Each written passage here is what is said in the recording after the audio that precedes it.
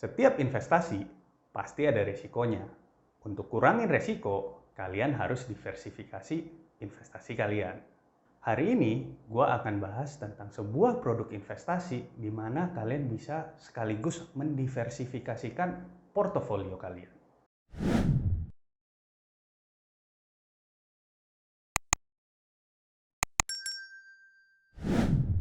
Hello guys, balik lagi di channel gue. Gue Bayu Marco dan gue adalah seorang investor dan entrepreneur. Hari ini gue akan ngebahas sebuah produk yang namanya reksadana. Reksadana itu adalah instrumen investasi di mana isinya itu ada sahamnya, obligasi, dan juga deposito. Reksadana itu apaan sih? Jadi, reksadana itu adalah sebuah instrumen investasi di mana dana investor dikumpulkan di satu wadah dan dikelola oleh seseorang profesional yang bernama manajer investasi. Dana kelolaannya itu akan dibelikan instrumen keuangan seperti saham, deposito, ataupun surat utang. Kalau kalian masih bingung, gue coba sederhanain. Jadi, reksadana itu kayak hampers. Satu produk, tapi isinya ada macam-macam. Di dalam reksadana itu ada surat utang, saham, deposito, dan lain-lain. Di Indonesia itu, reksadana itu ada 4 jenisnya. Reksadana pasar uang. Reksadana ini adalah reksadana yang risikonya paling rendah. Reksadana ini nilainya hampir nggak pernah turun. Kenapa? Karena isinya deposito, sertifikat Bank Indonesia, dan surat utang yang jatuh temponya kurang dari 1 tahun. Terus ada yang namanya reksadana pendapatan tetap atau reksadana fixed income. Untuk reksadana ini, mayoritas alokasi asetnya ada di surat utang atau obligasi. Surat utangnya baik negara ataupun korporasi ya. Selanjutnya, ada reksadana saham. Kayak namanya, mayoritas alokasi aset dari reksadana ini ada pada saham.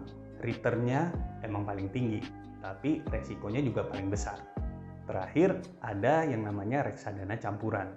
Sama kayak namanya, alokasi asetnya itu ada pada saham, pasar uang, dan juga obligasi pada waktu yang sama. Karena alokasi asetnya nyampur, maka tingkat risiko reksadana ini sedang. Nah, buat kalian yang mau investasi reksadana, kira-kira produk reksadana mana nih yang paling cocok buat kalian? Coba ketik di kolom komentar ya.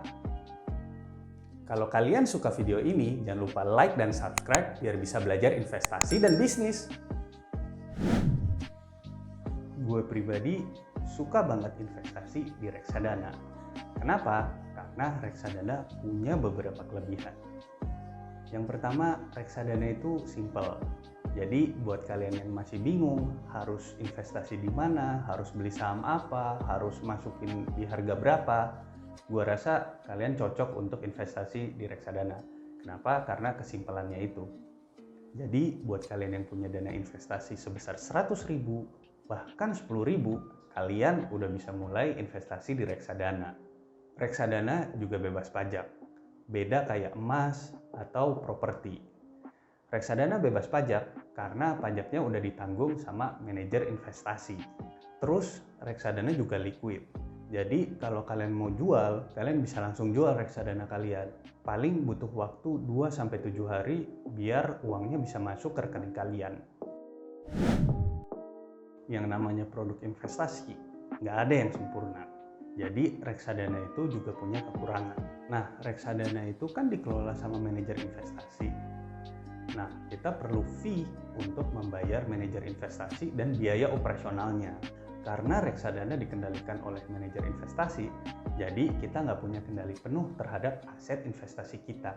Karena kita nggak punya kendali penuh, ada kemungkinan juga manajer investasi itu performanya di bawah dari ekspektasi kita. Dari tadi kan gue udah ngomongin tentang reksadana. Nggak afdol dong kalau gue ngajarin caranya kita beli reksadana. Nah, yang pertama itu kalian harus registrasi. Registrasinya itu kalian bisa di bank, di e-wallet, di marketplace, tapi kalau saran gue cari aja aplikasi yang bisa daftar online. Ada beberapa aplikasi seperti Bibit atau Bareksa itu benar-benar khusus untuk transaksi reksadana. Untuk proses registrasi, kalian tinggal ikutin aja panduan sesuai dari aplikasinya ya. Kalau akun kalian udah aktif, biasanya kalian akan ditanyain dulu nih, biar manajer investasi bantu alokasikan dana kalian. Apakah kalian seorang investor agresif atau investor yang konservatif? Nah, kalau kalian udah tahu profil resiko kalian, selanjutnya kalian bisa beli reksadana kalian. Kalian tinggal pilih reksadana mana yang menurut kalian paling cocok untuk kalian. Jadi reksadana itu ada macam-macam. Ada yang start dari 10 juta minimum belinya, ada yang 1 juta, ada juga yang 100 ribu dan 10 ribu. Kalau reksadananya udah ada di akun kalian, biasanya tiap sore nilai reksadana kalian akan terupdate. Jadi kalian tinggal tungguin deh pertumbuhan investasi kalian tiap hari. Nah, itu dia penjelasan singkat tentang reksadana. Kalau kalian masih bingung, ketik di kolom komentar ya. Kalau kalian mau belajar investasi, klik di sini ya.